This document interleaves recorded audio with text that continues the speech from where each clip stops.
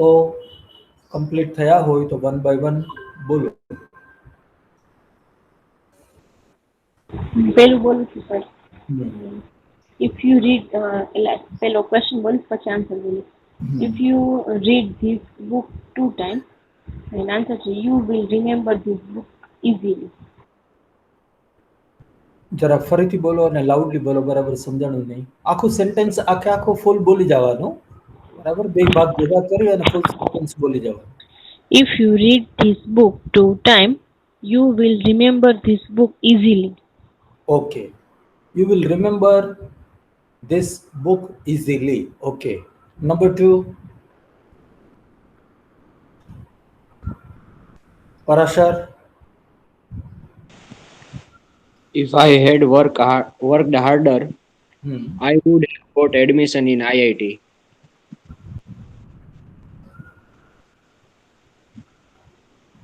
I would have got. I Ah, would have would got have admission in admission IIT. in Okay. Number 3, Param. If I won the lottery, I would go to Simla. I would go to Shimla. Number 4, Deepali. If you visit this place, you will get knowledge about this place. Okay, you will get full knowledge about this place. Next, Parasar. If India won 100 gold medals in the next Olympic, Prime Minister would felicitate the players. The Prime Minister would felicitate the players. Okay. Next, Param. If she had put on a blue dress, she would have Best Actress award.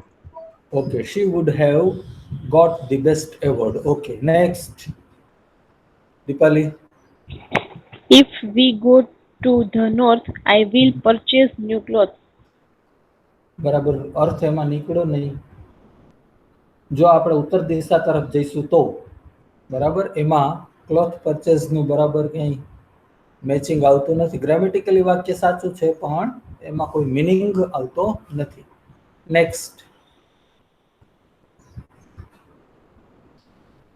પરસર.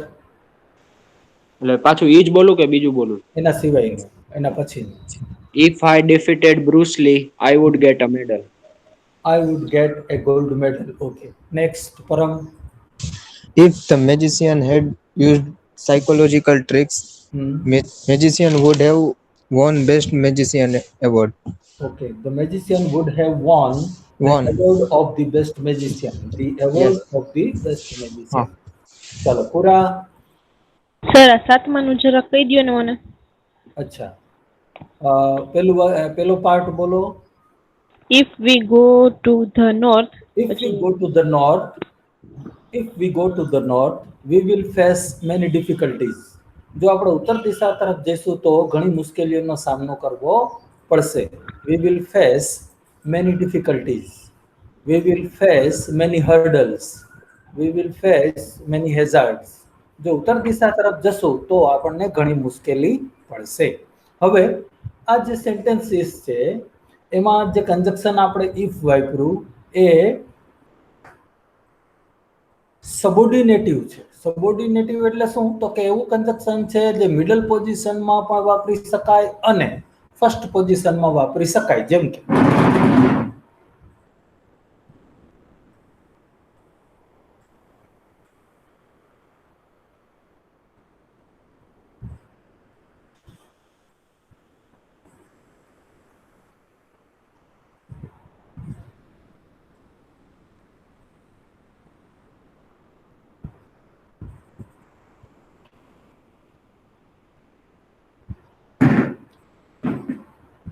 તો if છે એ સબોર્ડિનેટિવ હોવાથી પહેલી પોઝિશનમાં વાપરવું હોય તો પણ વાપરી શકાય, મિડલ પોઝિશનમાં પણ વાપરવું હોય તો વાપરી શકાય. માત્ર એટલું ધ્યાનમાં રાખવાનું કે ઇફ છે એ કન્ડિશન સાથે એ જોડાયેલું રહેવું જોઈએ. તમે આ વાક્યના આમ પણ બોલી શકો, if you help me comma I will pass the exam. બરાબર. અને તમારે કન્ડિશનલ ક્લોઝ ને બીજા નંબરે રાખવો હોય તો પણ કાંઈ પ્રોબ્લેમ નથી. I will pass the exam if you help me. બરાબર. અને અહીંયા સિમ્પલ ફ્યુચર છે અને અહીંયા સિમ્પલ પ્રેઝન્ટ છે. તો ઇફ છે એ સબોર્ડિનેટિવ હોવાથી પહેલી પોઝિશનમાં આવી શકે અને મિડલ પોઝિશનમાં આવી શકે. ખાલી ખ્યાલ એટલો રાખવાનો કે જે કન્ડિશનલ ક્લોઝ છે એ ઇફ સાથે જોડાયેલો હોવો જોઈએ. અહીંયા શરત આ છે એટલે ઇફ છે એ એની સાથે જોડાયેલું હોવું જોઈએ. એટલી વસ્તુ તમારે યાદ રાખવાની.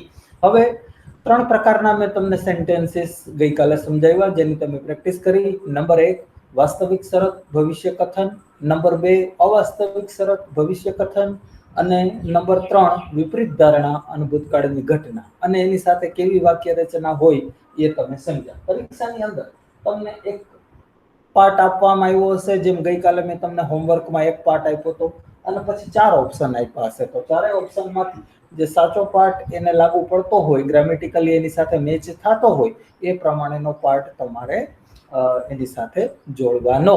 હવે એક ચોથા પ્રકારની રચના પણ આની અંદર આવે છે, જે ખાસ પ્રકારની છે, જે તમારે યાદ જ રાખી લેવાની છે. બરાબર. જ્યારે આપણે બોલવું હોય કે જો હું તારી જગ્યાએ હોઉં તો, અથવા જો હું વડાપ્રધાન હોઉં તો, અથવા જો હું પ્રિન્સિપાલ હોઉં તો, બરાબર, હોઉં તો, હોત તો નહીં, યાદ રાખજો, હોઉં તો એનું ઇંગ્લિશ ખાસ રીતે થાય છે, જે તમારે યાદ રાખવું.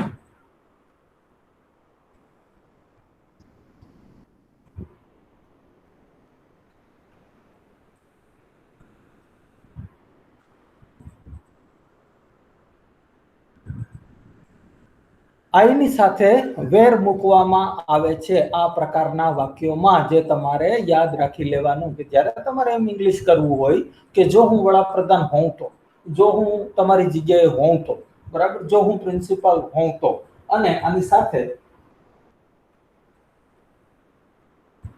રચના મૂકવાની વુડ વાળી. દાખલા તરીકે if I were you I would help that man. જો તારી જગ્યાએ હું હોઉં તો એ માણસને મદદ કરું. બરાબર. If I were the prime minister, જો હું વડાપ્રધાન હોઉં તો I would focus on the production of vaccine. તો હું રસીના ઉત્પાદન ઉપર મારું આખું ધ્યાન કેન્દ્રિત કરું. બરાબર. તો આ એક ખાસ પ્રકારની રચના છે. આના માત્ર બે એક્ઝામ્પલ તમે લખી નાખો. નંબર 1 અને number 2. If I were you, ખાસ રચના છે આ. If I were you, comma, I would help that man. I would help that man.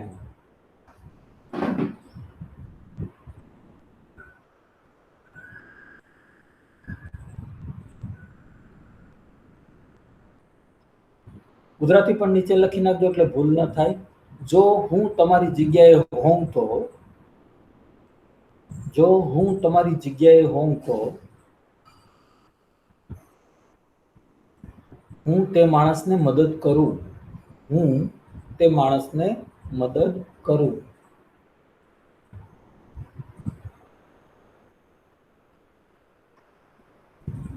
બીજો example, if I were the prime minister, if I were the prime minister,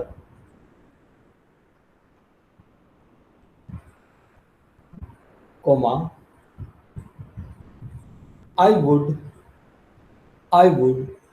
focus on the production of vaccine. The production of vaccine.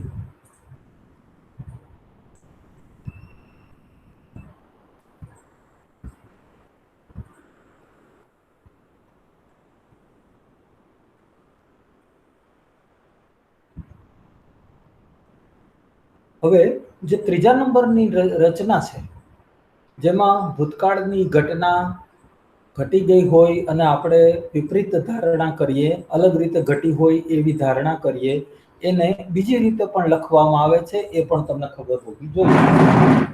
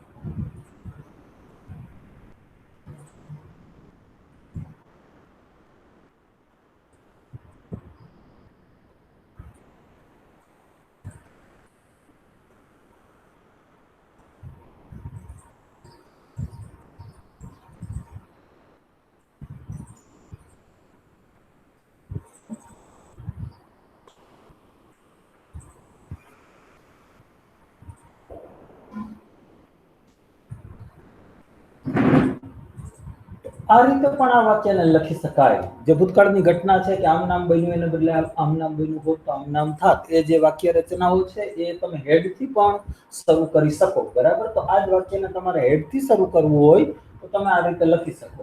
Had Sachin scored a century, we would have won the final. અથવા if Sachin had scored a century, we would have won the final. બરાબર, આ બે style છે, બેનો અર્થ એકનો એક જ છે, કોઈ જાતનું ચેન્જીસ નથી, માત્ર અહીંયા if મૂકવામાં આવતું નથી. વાક્ય હેડથી શરૂ થાય તો પણ અર્થ તમારે એનો એ જ લેવાનો હોત તો.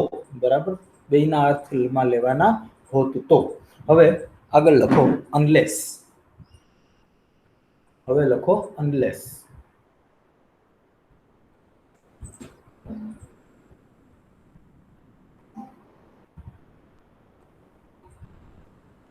જે વાક્યમાં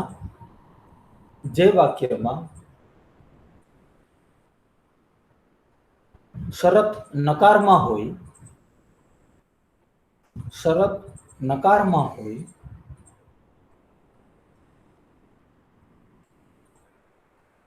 એટલે કે કન્ડિશનલ ક્લોઝમાં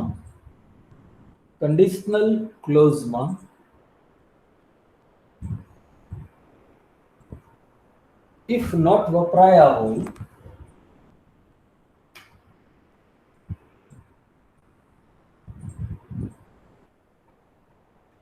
કન્ડિશનલ ક્લોઝમાં if not વપરાયા હોય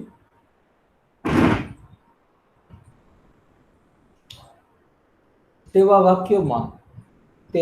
વાક્યોમાં if not ની જગ્યાએ if not ની જગ્યાએ unless વાપરી શકાય.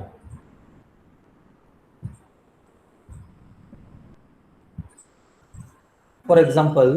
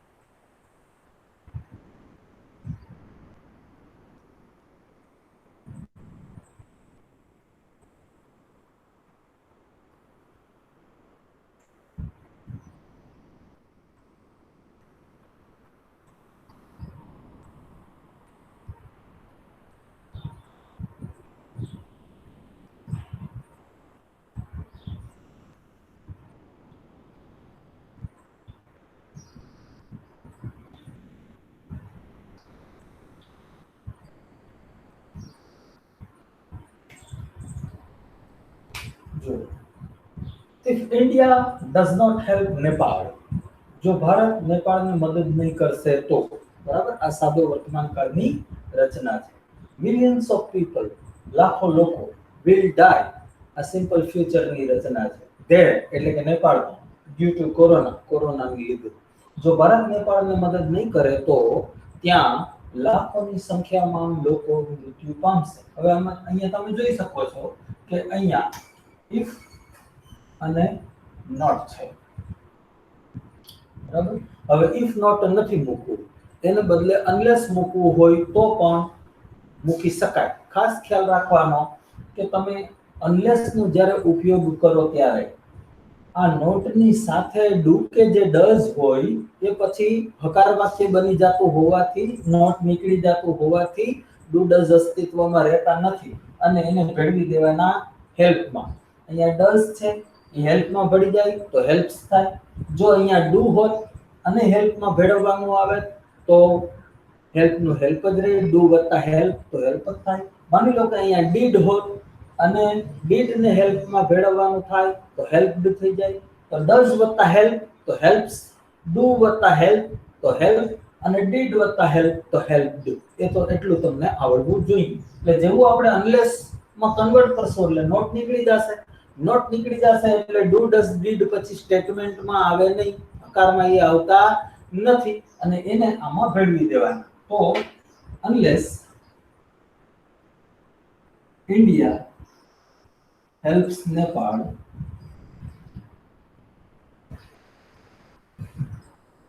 બાકીનું વાક્ય એમને બરાબર. unless India helps Nepal જો નેપાળને ભારત મદદ નહીં કરે તો, જો ભારત નેપાળને મદદ નહીં કરે તો ત્યાં લાખોની સંખ્યામાં લોકો મૃત્યુ પામશે. બીજું એક્ઝામ્પલ,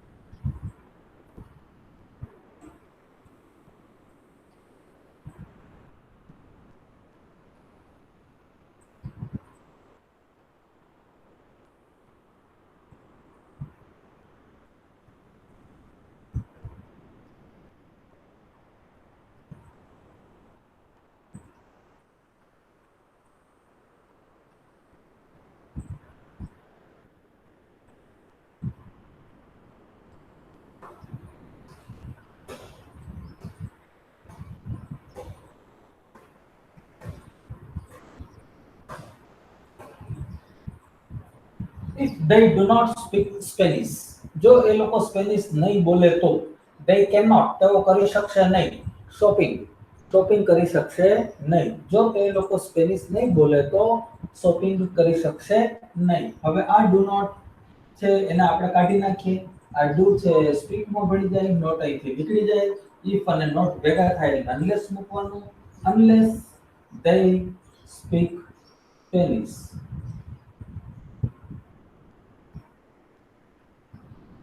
રિઝલ્ટ ક્લોઝમાં કોઈ ચેન્જ થતો નથી. રિઝલ્ટ ક્લોઝમાં કોઈ ચેન્જ થતો નથી. માત્ર જે કન્ડિશનલ ક્લોઝ હોય એમાં ઇફ નોટ ની જગ્યાએ અનલેસ મૂકવું હોય તો મૂકી શકાય.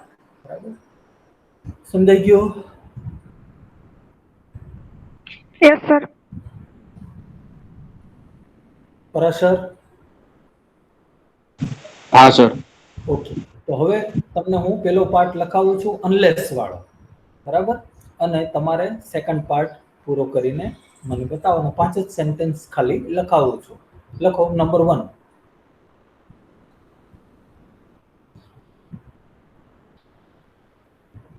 unless you read this book, unless you read this book, comma,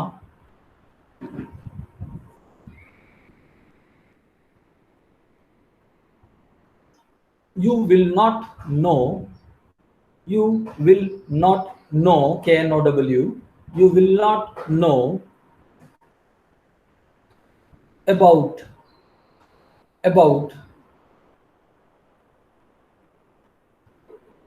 sorry, મેં તમને આખું સેન્ટેન્સ લખાવી દીધું. પેલો પાર્ટ જ લખાવાનો હતો. આને ભૂલી જાઓ. નેક્સ્ટ, આને ભૂલી જાઓ.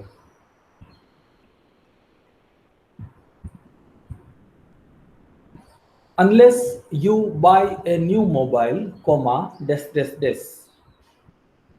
Unless you buy a new mobile, dash dash dash.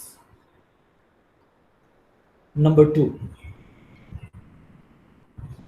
unless Rohan helps you, unless Rohan helps you, comma, dash dash dash.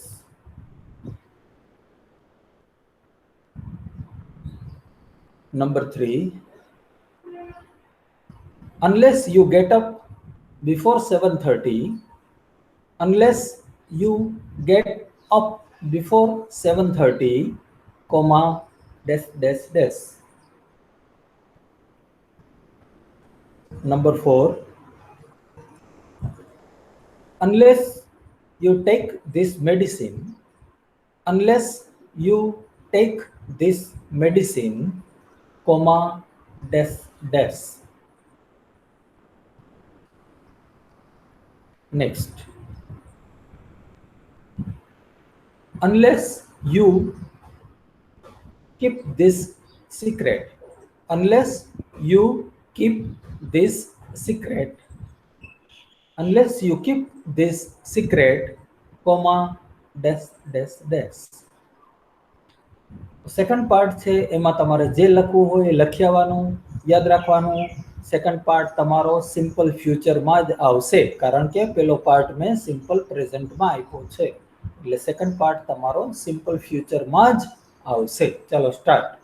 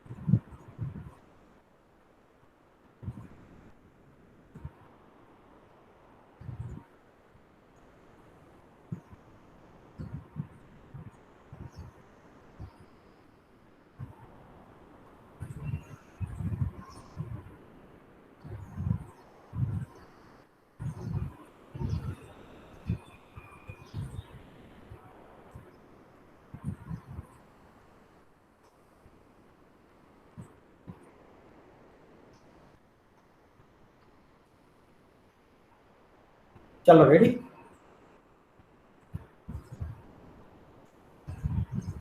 Yes, sir. બોલો પેલું. Unless you buy a new mobile, you will not know about new features. Okay.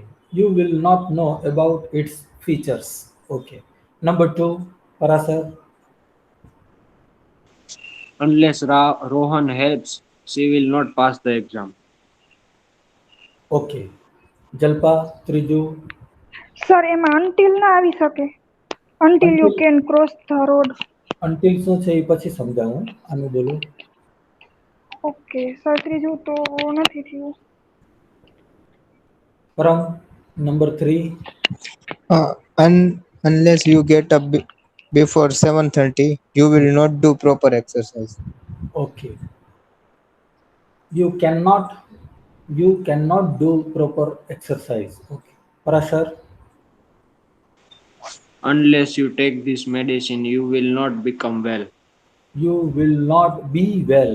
You will not be well. Okay. Last one, Dipali. Unless you keep this secret, I will not talk with you. I will not talk to you. Talk with you નહીં પણ talk to you જે આપણે અગાઉ ઘણી વખત સમજાવી દીધું છે. ઓકે. હવે આપણે સેકન્ડ પેરમાં જઈએ છે, till until.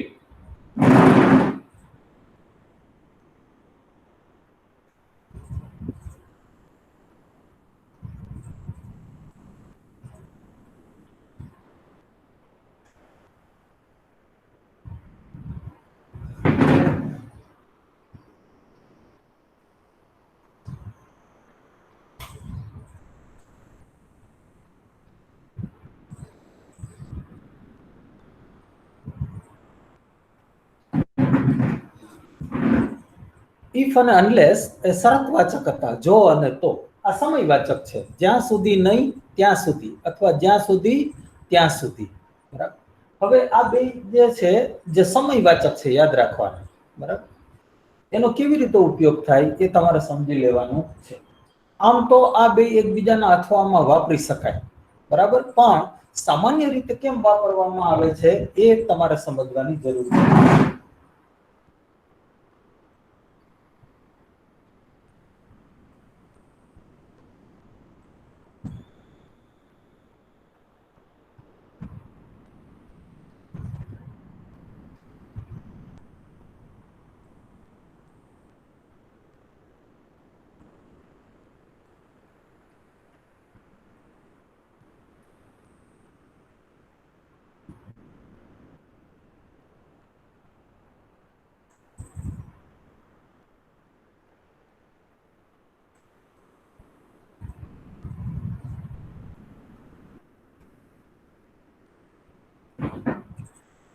આ બે વાક્યને બરાબર જુઓ.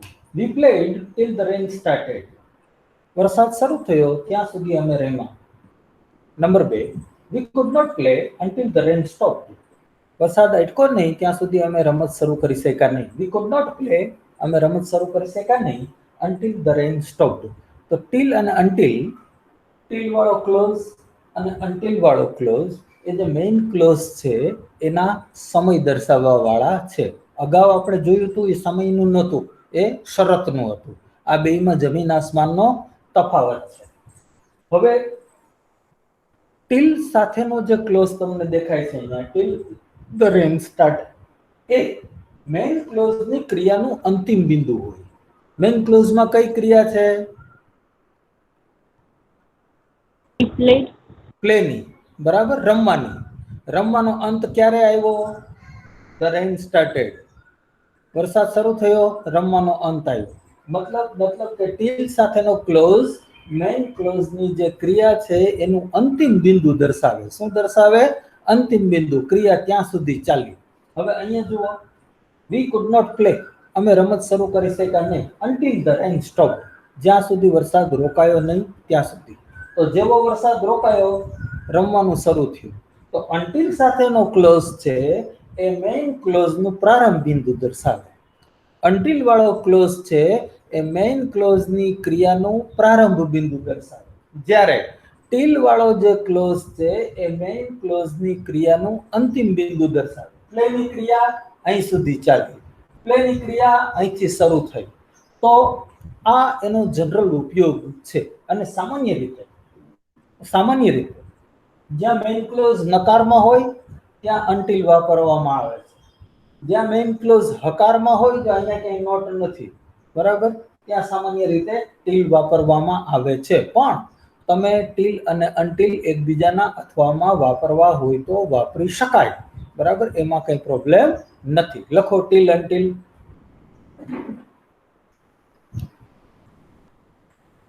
ટીલ અને અનટિલ.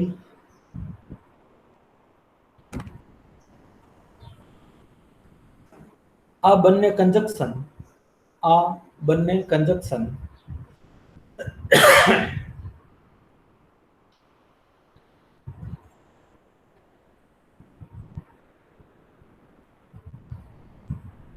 સમયવાચક છે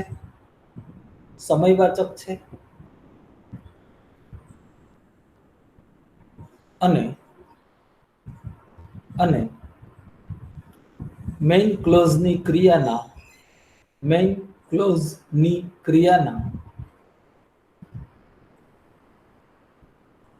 પ્રારંભ બિંદુ કે અંતિમ બિંદુ તરીકે વર્તે છે. પ્રારંભ બિંદુ કે અંતિમ બિંદુ તરીકે વર્તે છે.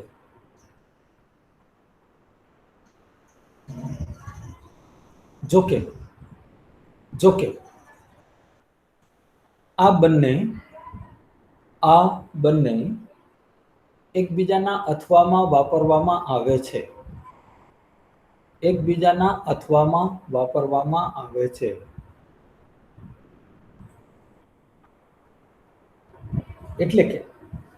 એટલે કે જ્યાં ટીલ હોય ત્યાં અનટિલ પણ વાપરી શકાય છે. જ્યાં ટીલ હોય ત્યાં અનટિલ પણ વાપરી શકાય છે.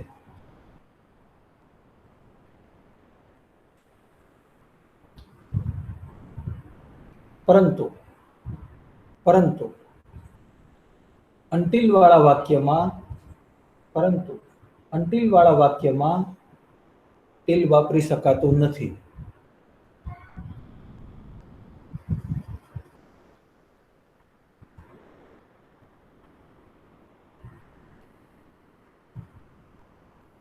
ટીલ સામાન્ય રીતે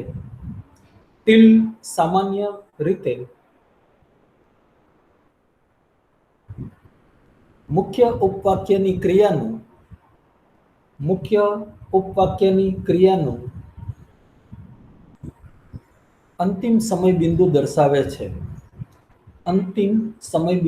દર્શાવે છે.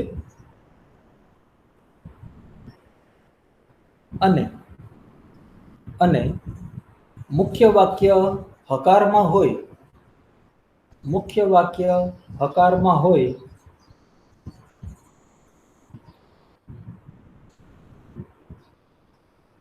ત્યારે વપરાય છે.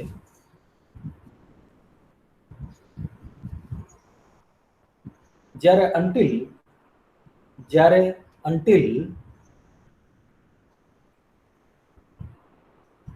મુખ્ય ઉપવાક્યની ક્રિયાના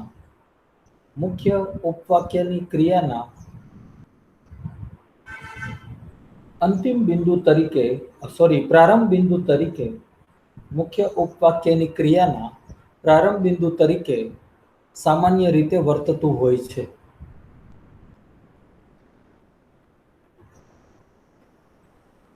અને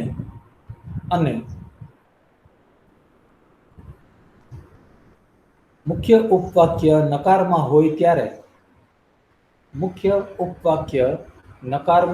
હોય ત્યારે તેનો ઉપયોગ કરવામાં આવે છે.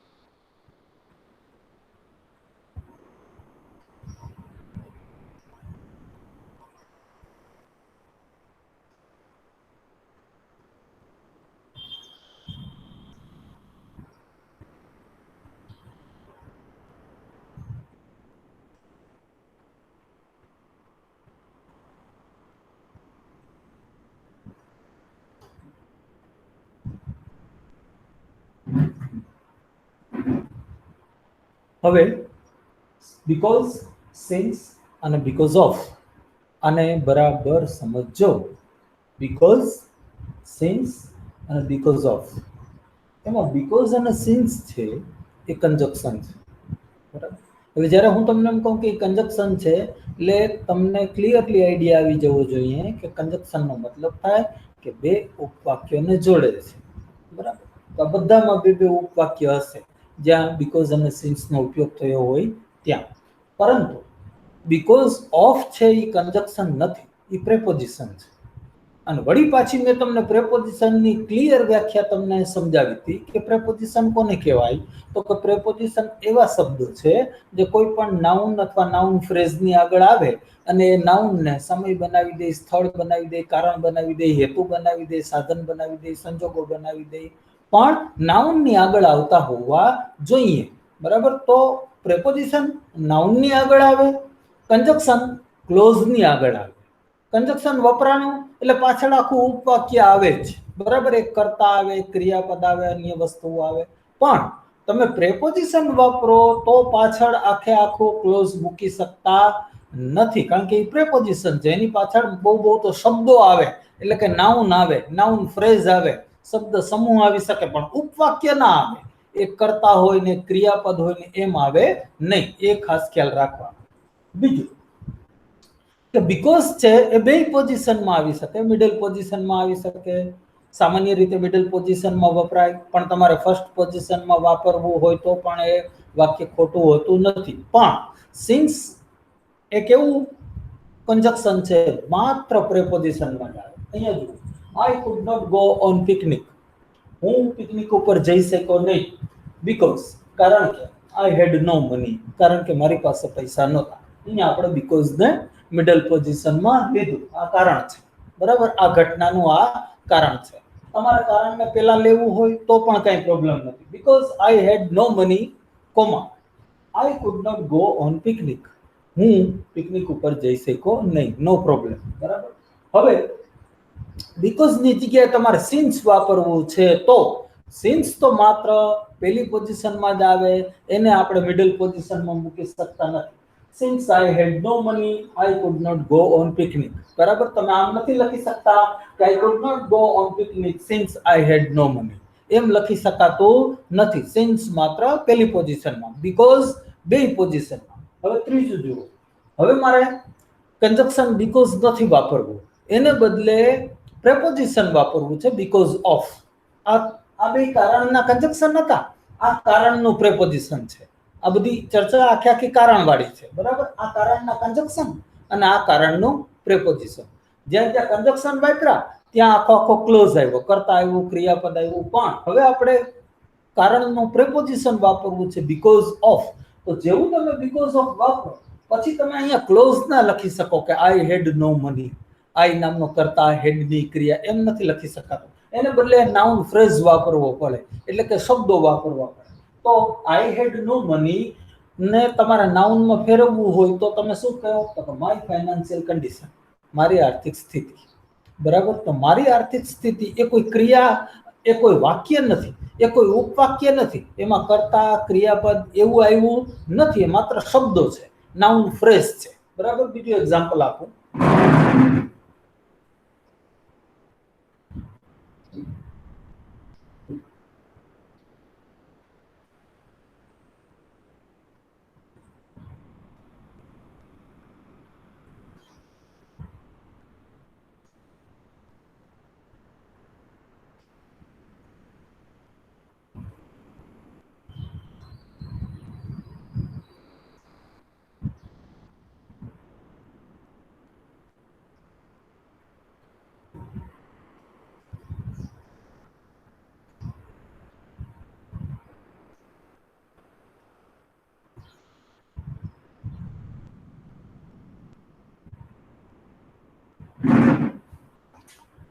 જો I got first class because I had worked hard.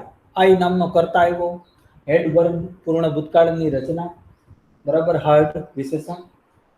હવે બીકોઝ ઓફ વાપરું, આઈ ગોટ ફર્સ્ટ ક્લાસ, મને ફર્સ્ટ ક્લાસ આવ્યો.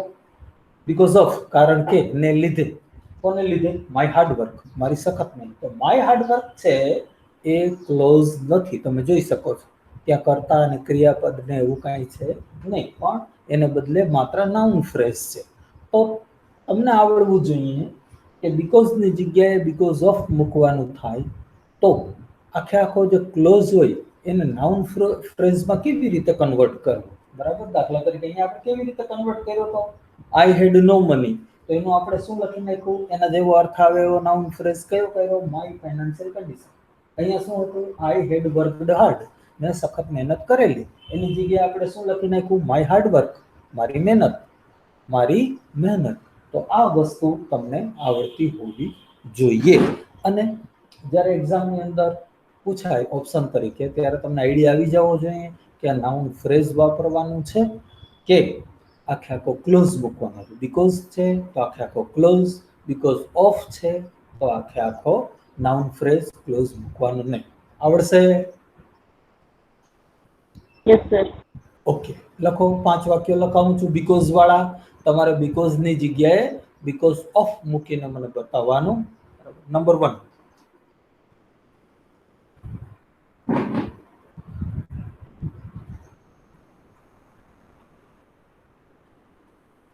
India lost the match. India lost the match because the opening batsman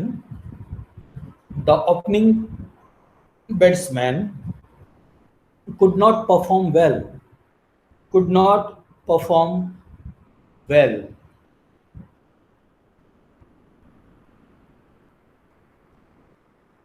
Number 2,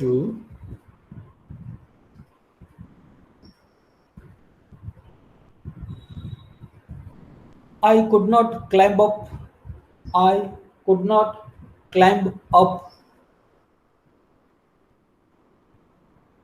Girnar. I could not climb up Girnar because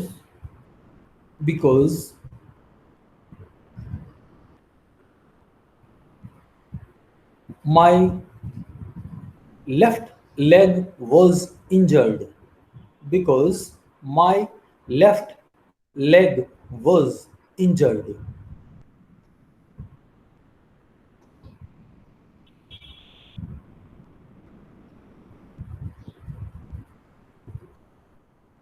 Number 3, I could not understand her well. I could not understand her well because she spoke very low.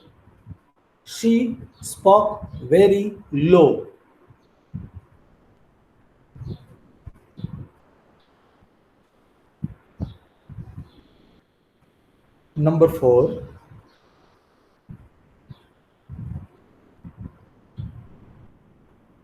some of the areas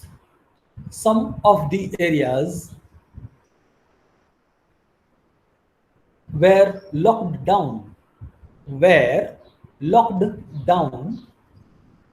because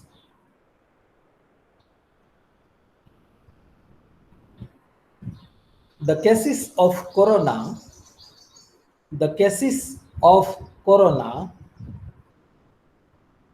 were increasing there. Because the cases of corona were increasing there. Last,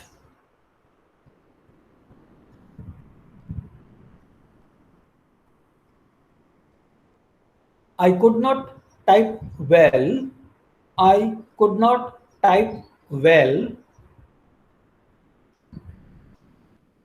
because the keyboard was not working properly.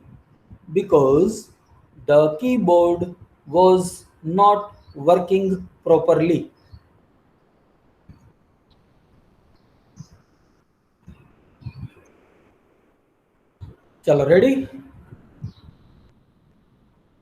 બરાબર લખાઈ ગયા છે ને? Yes sir. કોઈ શબ્દ ન સમજાણો હોય તો પૂછી શકો છો. સર ત્રીજું બોલો ને પાછું. ત્રીજું કયું હતું એ બોલો તો મને ખ્યાલ આવે ને. I could not understand will હતું કે શું આઈ હતું? Could not understand her well. હું એને બરાબર સમજી શક્યો નહીં. I could not understand her well, comma she spoke very low. તે બહુ ધીમેથી બોલી હતી. She spoke very low, LOW. ચાલો રેડી. ચાલો 5 મિનિટ આપું છું.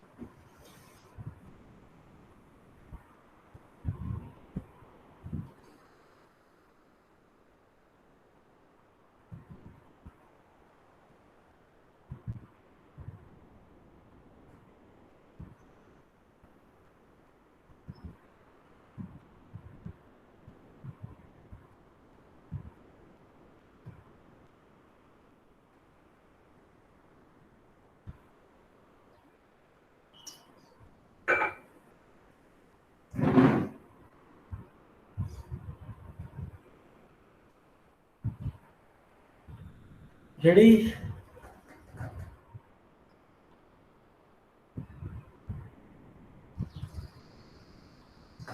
Yes. Parasar, ready? Yes, sir. Dipali, Yes, sir. Jalpa,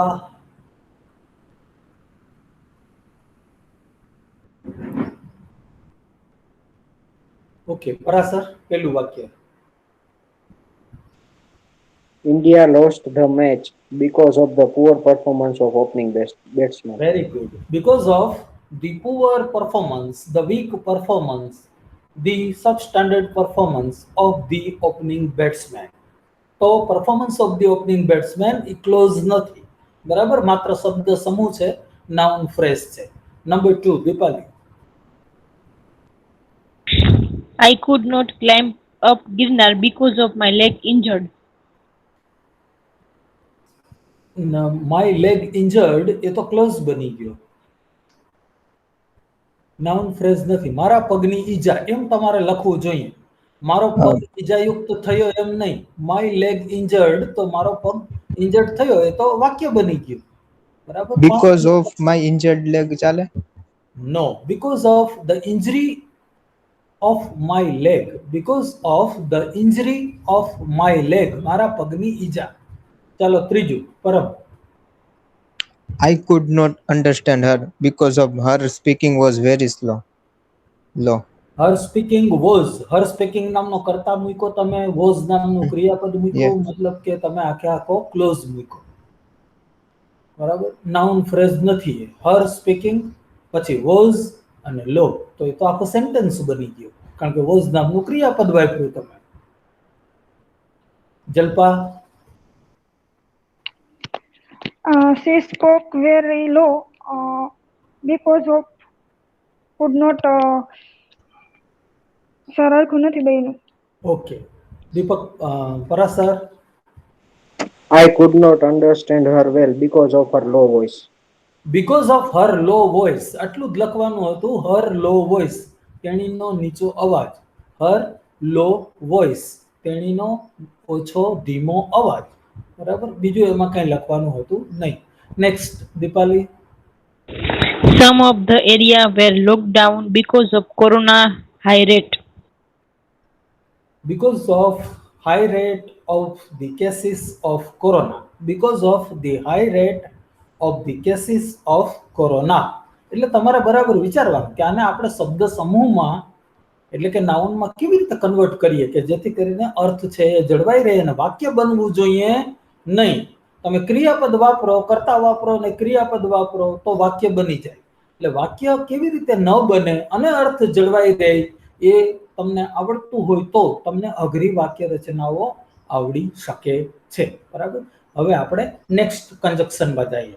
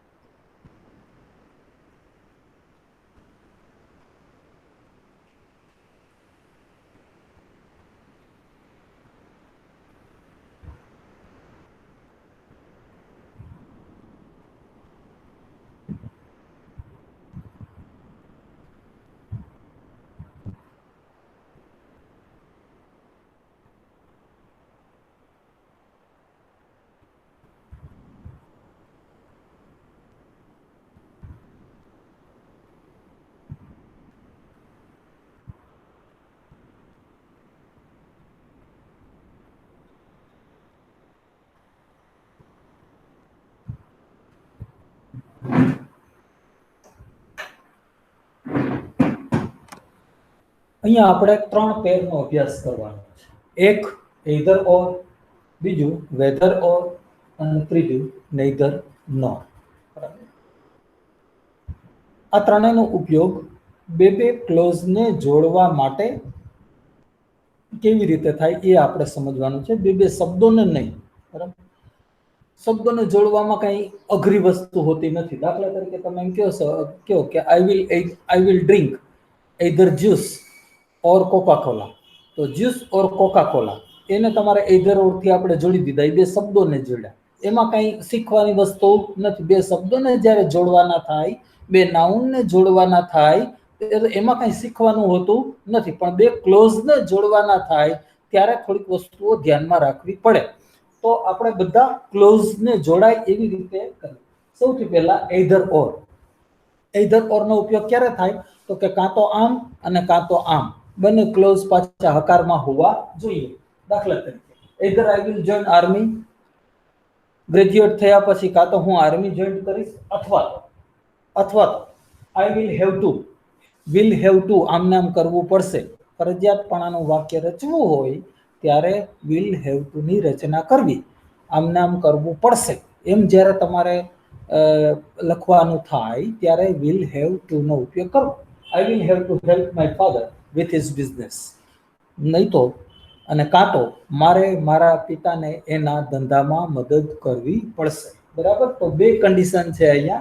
એક I will join army અને બીજી છે I will have to help my father with his business. તો આ બે either or થી જોડાયેલા છે. whether or છે એના જેવા જ છે, પણ whether or ક્યાં વપરાય? કે જ્યારે આપણે એમ કેવું હોય કે નહીં. બરાબર. જ્યારે આપણે એમ કેવું હોય કે નહીં અને વાક્ય છે એ આજ્ઞાવાળું હોય, સૂચનવાળું હોય, વિનંતીવાળું હોય. જુઓ આ વાક્ય સ્ટેટ, જણાવો. બરાબર. આપણે કોકને કહીએ જણાવો એટલે આપણે સામેવાળાને આજ્ઞા કરી, સામેવાળાને વિનંતી કરી, સામેવાળાનું સૂચન. શું કીધું? સ્ટેટ, જણાવો whether the statements are true or false. જણાવો કે નીચે આપેલ સ્ટેટમેન્ટ્સ, નીચે આપેલ વાક્યો સાચા છે કે ખોટા કે નહીં. બરાબર. એવો અર્થ જ્યારે પેદા કરવો હોય ત્યારે either or લખાવવામાં નથી આવતું. તમે આમ ન લખી શકો state either the statement are true or false, એમ લખી શકાતું નથી. એને બદલે સ્ટેટ એટલે કે જણાવો whether the statements are true or false, નીચેના વાક્યો સાચા છે કે ખોટા તે જણાવો. તો જ્યારે ઇમ્પેરેટિવ સેન્ટેન્સ હોય એટલે કે આદેશવાળું, આજ્ઞાવાળું, સૂચનવાળું, વિનંતીવાળું વાક્ય હોય અને એમાં બે ઓપ્શન આવતા હોય ત્યારે તમારે whether or નો ઉપયોગ કરવો. અને બે વિકલ્પો હોય, માત્ર બે વિકલ્પો હોય, સ્ટેટમેન્ટ હોય, બંને હકારમાં હોય તો આપણે either or નો ઉપયોગ કરીએ છીએ. બરાબર. તો સૌથી પહેલા આ તમને બે આવડી જવા જોઈએ. પછી neither nor નો વારો પછી આવે. લખો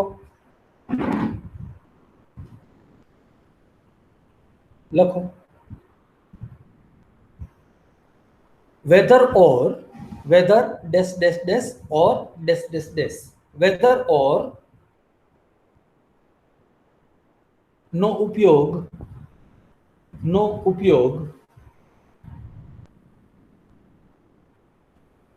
માત્ર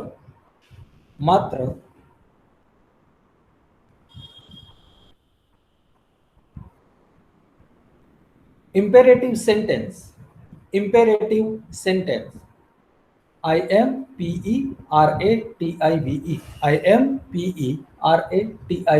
કૌંસમાં લખો આજ્ઞા, સૂચન, વિનંતી વગેરે. કૌંસ પૂરું. આજ્ઞા, સૂચન, વિનંતી વગેરે.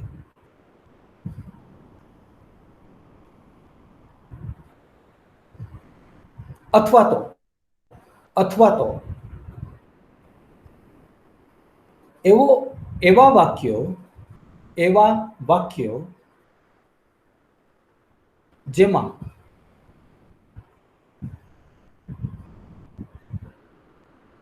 કે નહીં, સિંગલ ઇન્વર્ટેડ કોમામાં રાખજો, કે નહીં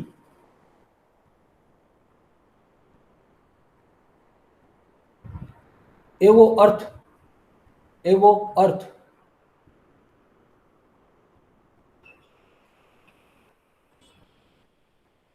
દર્શાવવાનો થાય દર્શાવવાનો થાય દાખલા તરીકે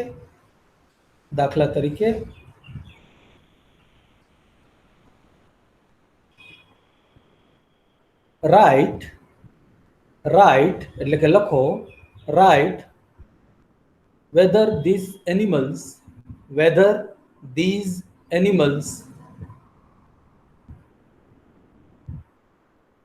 are domestic or wild, whether these animals, this बहुवचन રાખજો, whether these animals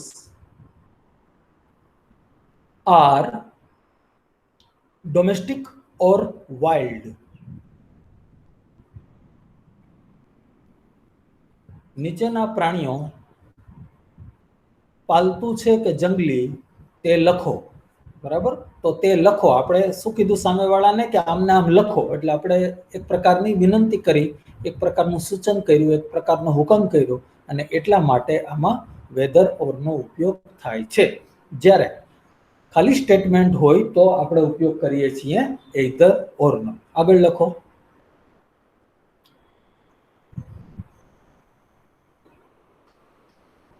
જ્યારે બે ક્લોઝ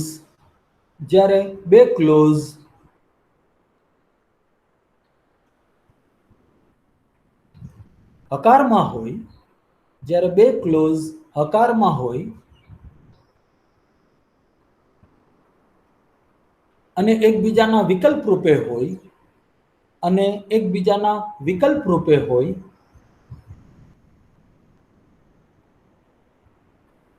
ત્યારે એઇધર ઓરનો ઉપયોગ કરવામાં આવે છે. એઇધર ઓરનો ઉપયોગ કરવામાં આવે છે.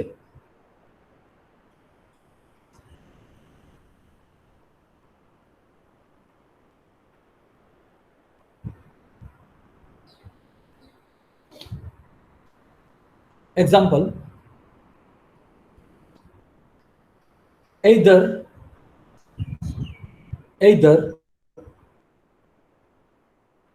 I will join the army or I will have to help my father with his business. આ એક્ઝામ્પલ લખી નાખો.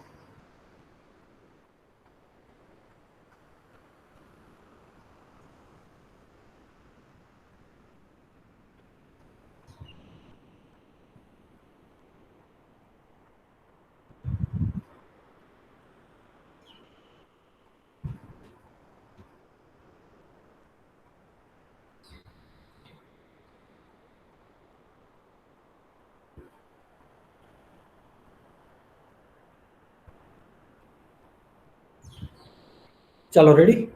લખાઈ ગયું? Yes sir. હા સર. ઓકે. હવે જોયું, હવે થોડીક અઘરી વસ્તુ આવી છે. either or, whether or, neither nor, આ બધા કંજક્શન છે, પણ આ કંજક્શન પેરમાં છે. અહીંયા either or ની પેર છે, અહીંયા whether or ની પેર છે, અહીંયા neither nor ની પેર છે. પેર કંજક્શન છે આ બધા. બરાબર. હવે કોઈ પણ પેર કંજક્શન વપરાણું હોય, તમને પરીક્ષામાં કેમ પૂછાશે કે આ એક શબ્દ પેલો પાર્ટ છે, એનું સેન્ટેન્સ તમને આપવામાં આવ્યું હશે અને એની સાથે તમારે જોડવાનું બીજા પાર્ટ વાળું સેન્ટેન્સ. ખાસ ખ્યાલ એ રાખવાનો કે પેર કંજક્શન વપરાણા હોય અને પેર કંજક્શન માંથી કોઈ પાર્ટ નકાર વાળો હોય તો એની વાક્ય રચના જુદા પ્રકારે થાય. ખાસ ખ્યાલ રાખજો. બરાબર, ફરી એકવાર સમજાવું તમને. પેર કંજક્શન વપરાણા હોય, આ પેર કંજક્શન છે, એમાંથી પેર કંજક્શન માંથી કોઈ એક પાર્ટ નકારવાચક હોય, દાખલા તરીકે neither, નતો, દાખલા તરીકે nor, નતો. બરાબર, તો એ નકાર ભાવ દર્શાવે છે. either હકાર ભાવ દર્શાવે or હકાર ભાવ દર્શાવે. whether or એ બે હકાર છે પણ neither nor એ બે નકાર છે. અને આના પછી જ્યારે આપણે અભ્યાસ કરશું એમાં જે પેર આવવાની છે એમાં એક પાર્ટ નકારનો અને બીજો પાર્ટ છે એ હકારનો એવા પણ આવશે. બરાબર. પણ તમારે શું યાદ રાખવાનું કે પેર કન્જક્શન જ્યારે આપણે વાપરીએ અને એની અંદર છે એ પેર કન્જક્શન નો કોઈ પાર્ટ નકાર અર્થ દર્શાવતો હોય તો એની સાથેની વાક્ય રચના સ્ટેટમેન્ટ ને બદલે ક્વેશ્ચન ની કરવી. બરાબર. આને બરાબર સમજી લ્યો. સ્ટેટમેન્ટ ને બદલે ક્વેશ્ચન ની કરવી. હવે સ્ટેટમેન્ટ ને બદલે ક્વેશ્ચન ની વાક્ય રચના કરવી એટલે શું એ હું તમને સમજાવું.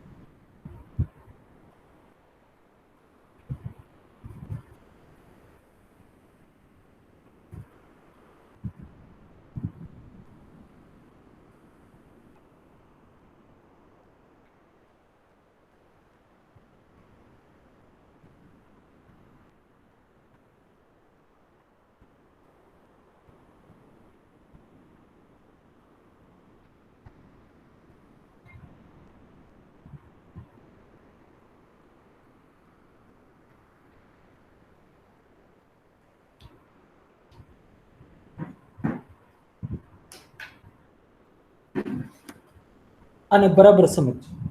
જો પેલું વાક્ય આઈ વિલ હેલ્પ યુ. આઈ નામનો કર્તા, વિલ નામનું સહાયકારક ક્રિયાપદ, હેલ્પ નામનું મુખ્ય ક્રિયાપદ અને કર્મના અન્ય વસ્તુ.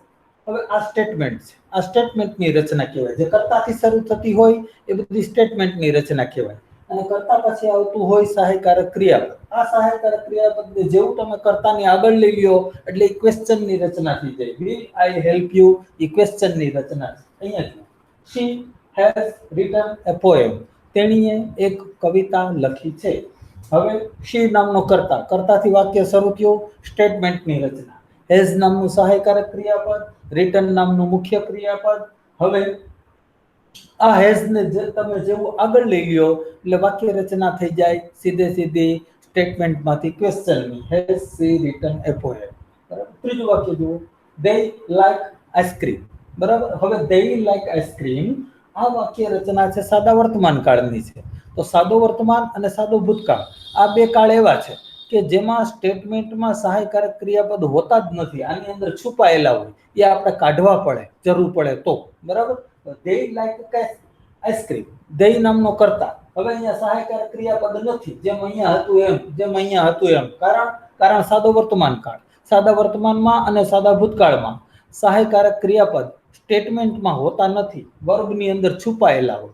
મતલબ કે આ લાઈક છે એ ડુ પ્લસ લાઈક સમજવાનું. બરાબર. તો they like ice cream. હવે આપણે સહાયકારક ક્રિયાપદની જરૂર પડી છે કારણ કે ક્વેશ્ચન બનાવવું છે તો લાઈક માંથી ડુ કાઢી લેવાનું. ડુ ને આપણે આગળ મૂક્યું. Do they like ice cream.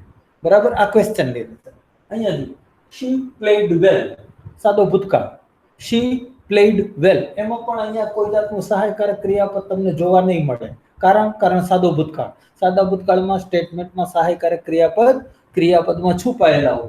તો અહીંયા પ્લેડ ની અંદર ડીડ છુપાયેલું છે. તમને ખ્યાલ આવી જાવ કે પ્લેડ એટલે ડીડ પ્લસ પ્લે થાય. ડુ પ્લસ પ્લે નહીં, ડઝ પ્લસ પ્લે નહીં, પણ ડીડ પ્લસ. હવે ડીડ ને આપણે કાઢીને આગળ લઈ આવવાનું. Did she. હવે આમાંથી ડીડ નીકળી ગયું એટલે ખાલી પ્લે વધ્યું. Did she play well. તો આ ક્વેશ્ચન ની રચના. તો આ statement question. Statement question, statement question, statement question. બરાબર, આ ક્વેશ્ચનની રચના છે. કરવાનું શું? તો કે વપરાયેલા સહાયકારક ક્રિયાપદને ખાલી આગળ લઈ જવાનું. ના હોય તો શું કરવાનું? તો કે ના હોય તો વર્બ માંથી કાઢવાનું. બરાબર, જેમ અહીંયા પ્લેટમાંથી આપણે કાઢ્યું ડીડ, અહીંયા લાઇકમાંથી આપણે કાઢ્યું do. Is it clear? Yes. સમજાણું બરાબર? હા જલ્પા, સર. જલ્પા બરાબર હા, સર. સમજાણું? ઓકે. તો પેલા તમને આવડવું જોઈએ. શું કામ? કારણ કે પેર કન્જક્શનનો જ્યારે આપણે ઉપયોગ કરશું ત્યારે પેર કન્જક્શનની પાછળની ડિટેલ, પેર કન્જક્શનનો જે પાર્ટ હોય એ જો નકારમાં હોય અને એની પાછળ આપણે ક્લોઝ મૂકવાનો થાય તો એની વાક્ય રચના તમે સ્ટેટમેન્ટમાં નથી રાખી શકતા, પણ ક્વેશ્ચનમાં રાખવી પડે છે. એક્ઝામ્પલ આપો.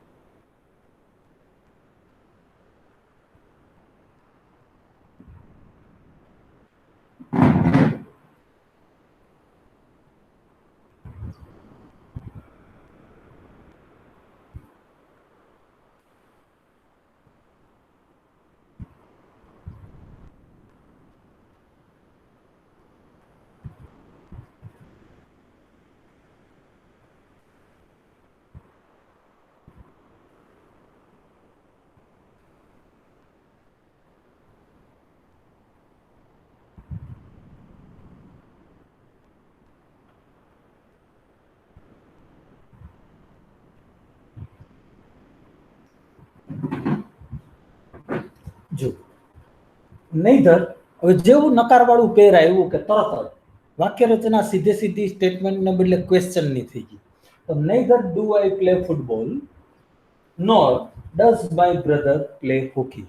બરાબર, તો આ ડુ થી શરૂ થયું, આ ડઝ થી શરૂ થયું. બરાબર, આ સાદા વર્તમાન કાળની રચના, આ પણ સાદા વર્તમાન કાળની રચના મેં અહીંયા રાખી છે. ભૂતકાળની રચના રાખી હોત તો આમ થાત, neither did I play football nor did my brother play hockey. ભવિષ્યકાળની રચના રાખી હોત તો neither will I play football nor will my brother play hockey. બરાબર, એ તો આપણા ઉપર મતલબ કે જે પ્રકારનું કાળનું વાક્ય રચના મારી ઈચ્છા પડે એ પ્રમાણે હું લખું છું, પણ એ પ્રમાણેનું સહાયકારક ક્રિયા પર આગળ આવવું જોઈએ. બરાબર, તો આ રચનાઓ છે એ કેવી રચનાઓ છે? ક્વેશ્ચનની રચનાઓ છે. બરાબર, શું કામ ક્વેશ્ચનની રચના વાપરવી પડી? કારણ કે પેર કન્જક્શનનો પાર્ટ નકારમાં છે. નેધર એ નકારવાળો ભાગ છે, નોર એ નકારવાળો ભાગ છે. આગળ આપણે જે પેર ભણશું એમાં એક પાર્ટ નકારનો હશે અને એક પાર્ટ હકારમાં હશે. તો હકારવાળો જે પાર્ટ છે એની સાથે જે ક્લોઝ મૂકશું એ સ્ટેટમેન્ટની રચના, અને જે નકારવાળો પાર્ટ છે એની સાથે ક્વેશ્ચનની રચના એ આના પછી આવશે. પહેલા તો તમને આ આવડી જવું જોઈએ કે જ્યારે નેધર નોરનો ઉપયોગ કરવાનો થાય, હું તમને એમ કહું કે એક વાક્ય રચો, હું તમને ગુજરાતી વાક્ય આપું અને તમારે ઇંગ્લિશ કરવાનું થાય. દાખલા તરીકે તમને હું એમ કહું કે ન તો હું અમેરિકા જઈશ કે ન તો મારો ભાઈ ઓસ્ટ્રેલિયા જશે. બરાબર, ન તો એટલે ખ્યાલ આવી ગયો કે નેધર અને નોર.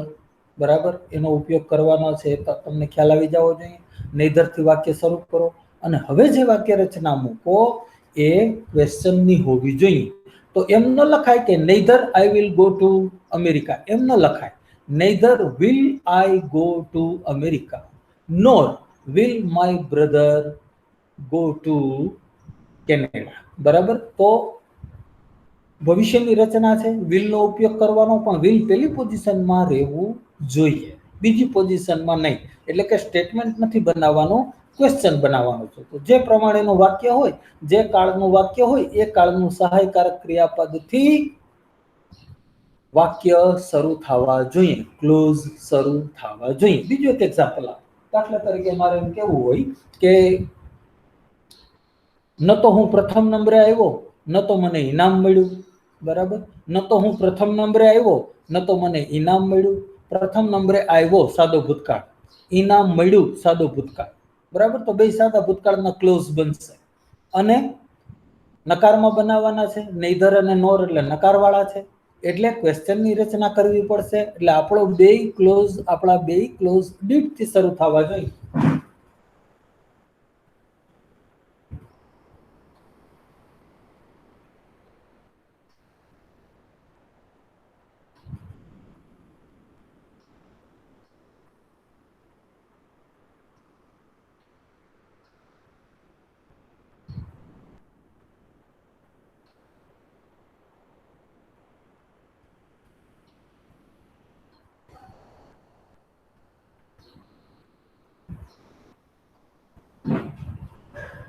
Neither did I get the first position. બરાબર, સાદો ભૂતકાળ હતો એટલે આપણે did થી શરૂ કર્યા. Neither did I get the first position nor did I get the prize. ન તો હું પહેલા નંબરે આવ્યો, ન તો મને ઇનામ મળ્યું. શું કામ? શેનાથી શરૂ કર્યા આપણે બંને ક્લોઝ? did. અહીંયા did. શું કામ? કારણ કે તો સાદા ભૂતકાળના વાક્ય હતા અને પાછા પેર કન્જક્શન નકારવાળા છે, એટલે આપણે ક્વેશ્ચનની રચના કરી. બરાબર, પૂર્ણ વર્તમાન કાળ વાળું વાક્ય હોય અને એનું દાખલા તરીકે ઇંગ્લિશ કરવાનું થાય. દાખલા તરીકે ન તો મેં આ બુક વાંચી છે, ન તો આ બુક મેં વાંચી છે, ન તો મને જીસસ ક્રાઇસ્ટ વિશે કંઈ ખબર છે. બરાબર, એ મારે લખવું છે.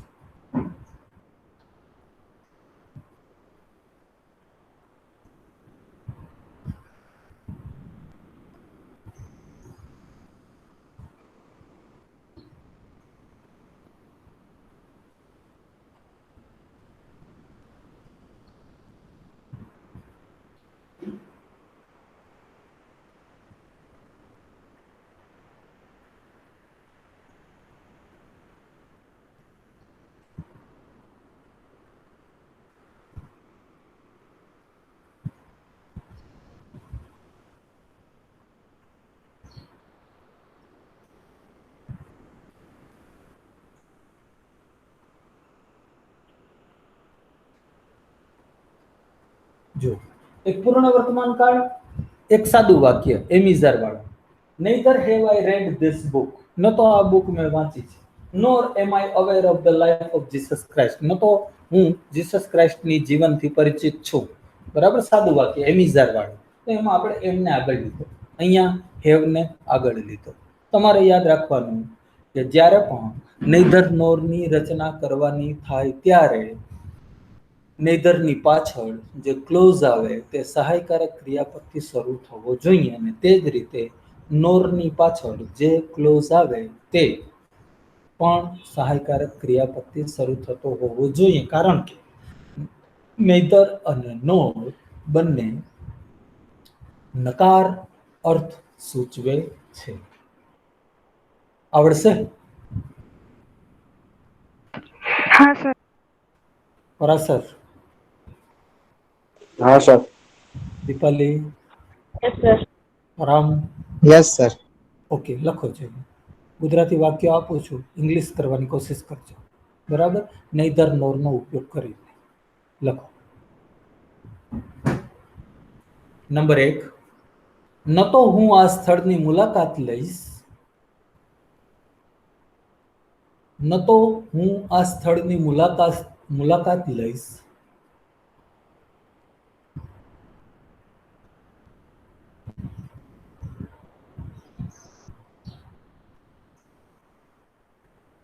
ન તો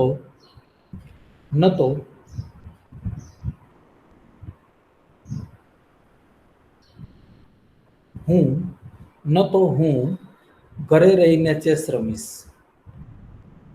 ન તો હું આ સ્થળની મુલાકાત લઈશ, ન તો હું ઘરે રહીને ચેસ રમીશ. પેલું યાદ રાખજો, ભવિષ્યકાળ પૂછ્યો છે, કાઉન્સમાં લખજો ભવિષ્યકાળ.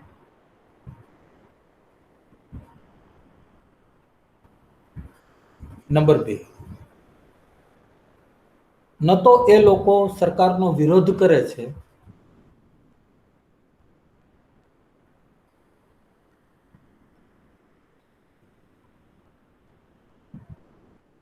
ન તો સરકાર એમને સાંભળે છે. ન તો સરકાર એમને સાંભળે છે. કાઉન્સમાં લખજો સાદો વર્તમાન કાળ. સાદો વર્તમાન કાળ. નંબર 3, ન તો હું મોનિટર છું, ન તો હું ટોપર છું. ન તો હું મોનિટર છું, ન તો હું ટોપર છું. એમિઝાર વાળું સાદું વાક્ય. એમિઝાર વાળું સાદું વાક્ય. ન તો હું મોનિટર છું, ન તો હું ટોપર છું. નેક્સ્ટ.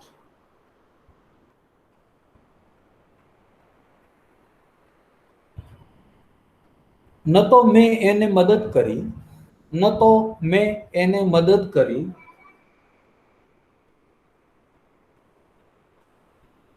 ન તો એણે મારો આભાર માન્યો, ન તો એણે મારો આભાર માન્યો.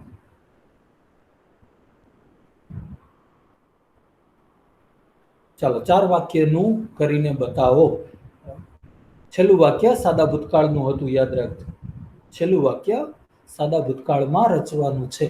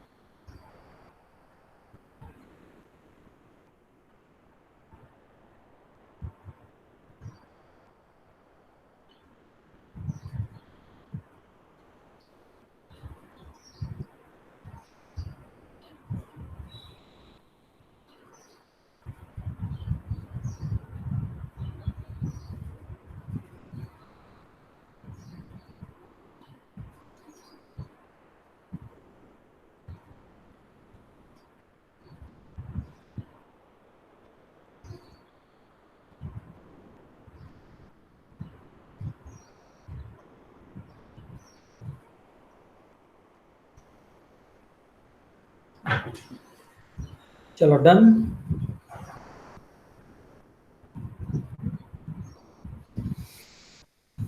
રેડી? હા સર. ઓકે, બોલો પેલું Parashar. Neither will I visit this place nor will I play chess at home. Very good. Number 2 Dipali.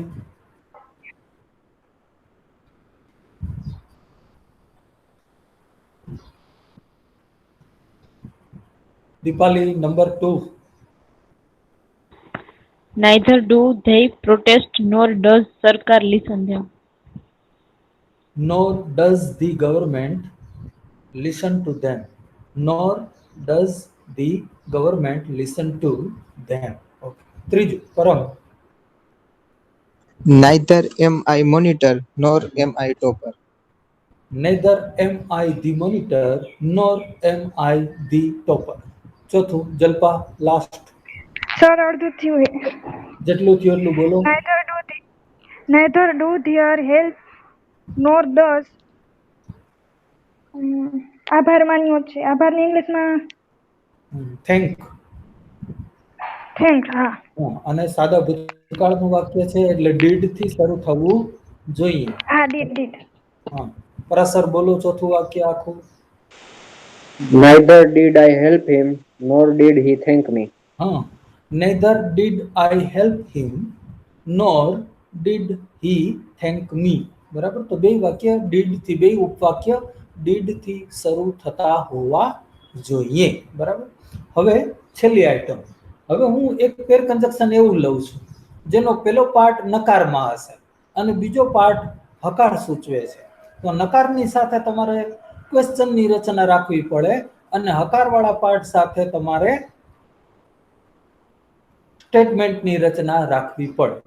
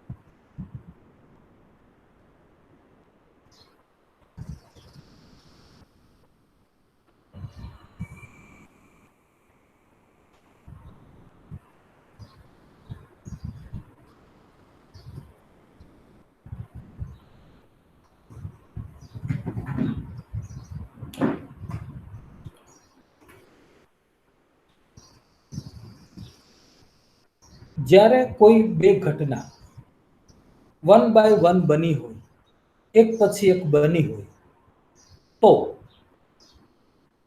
Conjunction તરીકે ઘણા બધા કંજક્શન વપરાય છે. દાખલા તરીકે વેન. બરાબર. વેન એટલે કે આમ બન્યું અને પછી આમ બન્યું.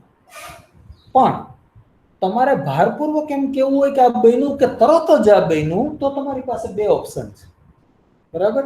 એક ઓપ્શન છે એ પેર કંજક્શન નથી, સિંગલ કંજક્શન છે. as soon as I entered the class. બરાબર. અહીંયા બીજું પેરમાં બીજું કાંઈ છે નહીં, આ સિંગલ કંજક્શન છે. બરાબર. વેન ની જેમ. બરાબર. અહીંયા તમે વેન પણ વાપરી શકો. when I entered the class, જ્યારે હું ક્લાસમાં દાખલ થયો ત્યારે the students settled down. બધા વિદ્યાર્થીઓ પોતપોતાની જગ્યાએ બેસી ગયા. the students settled down. આ વેન નો ઉપયોગ. વેન પણ single part conjunction. as soon as એ પણ સિંગલ પાર્ટ કંજક્શન છે. એઝ સુન એઝ થી એ વાત ઉપર ભાર આપવામાં આવ્યો છે કે તરત જ, બરાબર, એ વાત ઉપર ભાર આપવામાં આવ્યો. As soon as I entered the class, જેવો હું ક્લાસમાં દાખલ થયો કે તરત જ ધ સ્ટુડન્ટ્સ સેટલ ડાઉન, વિદ્યાર્થીઓ પોતપોતાની જગ્યાએ બેસી ગયા. હવે વેન અને as soon as single part વાળા કંજક્શન છે. એને બદલે મારે આ જ અર્થ પેર કંજક્શન થી લાવવો છે, તો મારી પાસે પેર કંજક્શન છે નો સુનર ધેન. એમાં પેલો પાર્ટ નકારમાં છે, બીજો પાર્ટ હકારમાં છે. આની સાથે જે આપણે ક્લોઝ રાખશું એ ક્વેશ્ચન વાળી રચના રાખવી પડે, અને ધેન ની સાથે જે આપણે ક્લોઝ રાખશું એ આપણે સ્ટેટમેન્ટ રાખવું પડે. No sooner did I enter, did થી વાક્ય શરૂ કરવું પડે. શું કામ? કારણ કે નો સુનર નકાર છે. No sooner did I enter the class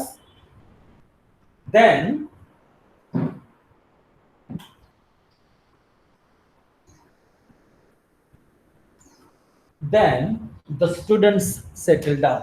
તો then પછી આનો જે વાક્ય રચના છે એ તમે જોઈ શકો એ હકારમાં છે, એમાં આપણે ડીડ આગળ લીધું નથી, પણ નો સુનર વાળી વાક્ય રચના સાથે આપણે ડીડ આગળ લેવું પડે. તો એક્ઝામમાં તમને કેમ પૂછાશે? એક્ઝામમાં તમને એમ પણ પૂછાય કે અહીંયા ખાલી જગ્યા આપવામાં આવી હોય અને આ પાર્ટ આપવામાં આવી, આ પાર્ટ લખેલો હોય અને આગલો પાર્ટ છે એ ખાલી જગ્યામાં હોય, 4 ઓપ્શન આપ્યા હોય, તો તમને ખ્યાલ આવી જવો જોઈએ કે ધેન ની સાથે કયું વપરાય, તો કે ધેન ની સાથે હંમેશા નો સુનર વપરાય. અને નો સુનર વપરાય તો વાક્ય રચના કેવી હોય? તો કે નો સુનર જો આપણે વાપરવું હોય તો વાક્ય રચના ક્વેશ્ચન ની કરવી પડે, સ્ટેટમેન્ટ ની નહીં.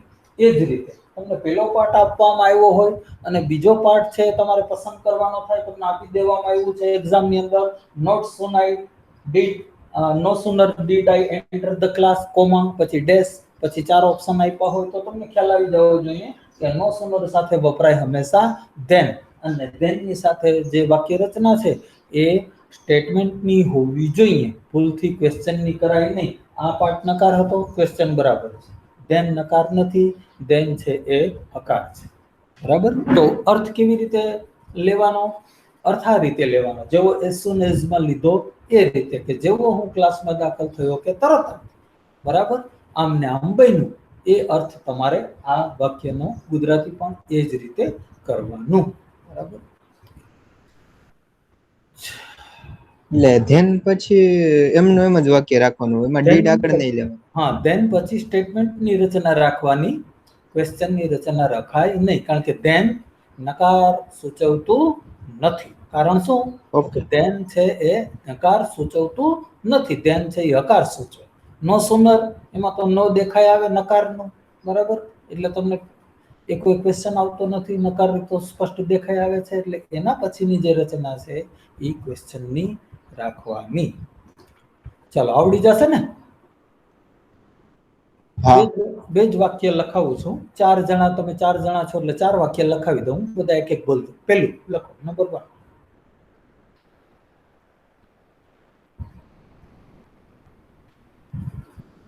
હું મેદાનમાં પહોંચ્યો કે તરત જ અમ્પાયરે મને બોલાવ્યો. હું મેદાનમાં પહોંચ્યો કે તરત જ અમ્પાયરે મને બોલાવ્યો.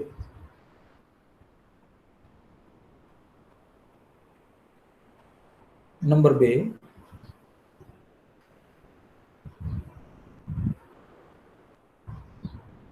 તમે ચોટીલા પહોંચશો ભવિષ્યકાળ છે, યાદ રાખજો. તમે ચોટીલા પહોંચશો કે તરત જ તમારું સ્વાગત કરવામાં આવશે. તમારું સ્વાગત કરવામાં આવશે.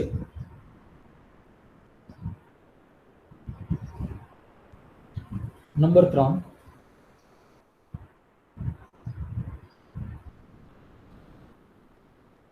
જેવા તેઓ સ્ટેજ ઉપર આવ્યા કે તરત જ, જેવા તેઓ સ્ટેજ ઉપર આવ્યા કે તરત જ ઓડિયન્સે તાળીઓ પાડી. ઓડિયન્સે તાળીઓ પાડી. છેલ્લું.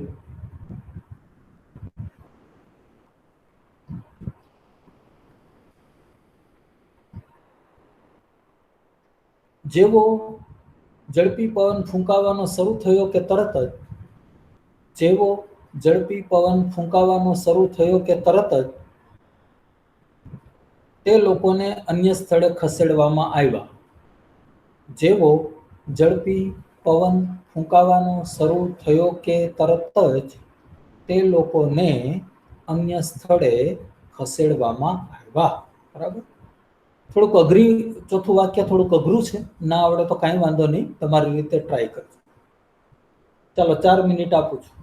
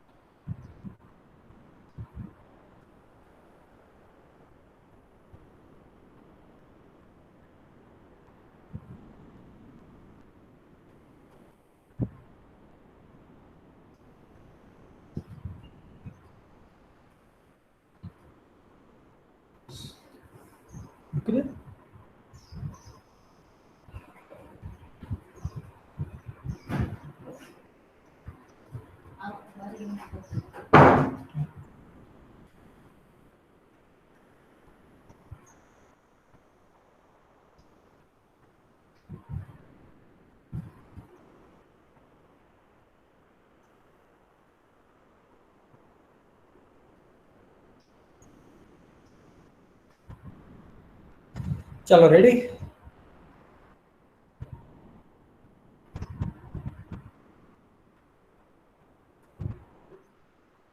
Ready or not? હા સર. ઓકે, પરાસર ચોથું વાક્યથી શરૂઆત કરો. Sentence number 4.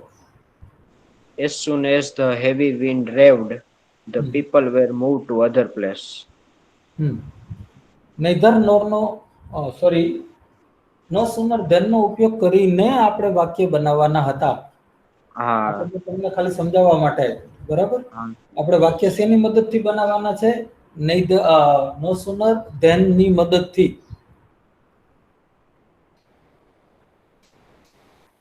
as soon as વાળા વાક્ય નથી બનાવવાના આપણે. તમે બધાએ શું as soon as વાળા બનાવી નાખ્યા? શું કર્યું? ના સર. હા સર. ઓકે, ના, કઈ ના. વાંધો ઓકે, કઈ વાંધો નહીં. હવે આપણી પાસે સમય નથી, બરાબર? 3 જ મિનિટ છે. એટલે હોમવર્કમાં તમે બે પ્રકારના વાક્ય બનાવી આવજો. as soon as નો પહેલા ઉપયોગ કરવાનો અને પછી no sooner than નો ઉપયોગ કરીને એક વાક્ય રચના સિંગલ પેર વાળી, સિંગલ પાર્ટ વાળી, અને બીજી વાક્ય રચના ડબલ પાર્ટ વાળી, બરાબર? એટલે બે પ્રકારના વાક્યો ની રચના કરીને કુલ 8 વાક્યો થશે. 4 આના અને 4 આના, 4 4 એટલે કુલ 8 વાક્ય આવતીકાલે હું ચેક કરીશ. આવતીકાલે સન્ડે છે અને કાલે પણ તમારે મેં તમને અગાઉ જણાવ્યું તેમ 11 થી 1 નું લેક્ચર નહીં હોય. 11 થી 1 નો લેક્ચર આપણો અને કાલે આપણો જે અત્યાર સુધી આપણે 9 થી 11 રેગ્યુલર લેક્ચર મારો હતો એ સોમવારથી પછી નહીં આવે. સોમવારથી પછી માત્ર રજાના દિવસોએ જ હું તમારો લેક્ચર લઈ શકીશ, કારણ કે સોમવારથી તમને ખ્યાલ છે કે કોલેજ ખુલી જાય એટલે મારે કોલેજ હાજર રહેવું પડે. એટલે હું તમારા લેક્ચર 9 થી 11 નહીં લઈ શકું, સિવાય કે સન્ડે હોય અથવા કોઈ જાતનો હોલિડે આવતો હોય અથવા તો કોલેજ વાળા ઘરેથી પરવાનગી આપે વર્ક કરવાની, તો પણ વાંધો નથી. એટલે એવું કંઈક બને તો આપણો 9 થી 11 નો રેગ્યુલર લેક્ચર ચાલુ રહેશે. અન્યથા તમારે રાહ જોવી પડશે જ્યાં સુધી રજાનો દિવસ ન આવે ત્યાં સુધી. એ તો સર ગ્રુપમાં જાણ કરી દેશો ને? એ તો ગ્રુપમાં જાણ કરી દેશે ને? હા, તમને લિંક મોકલવામાં આવે એટલે તમારે સમજી લેવાનું લેક્ચર ચાલુ છે. લિંક ન મોકલવામાં આવે, તમને રોજે રોજ લિંક મોકલે છે ને?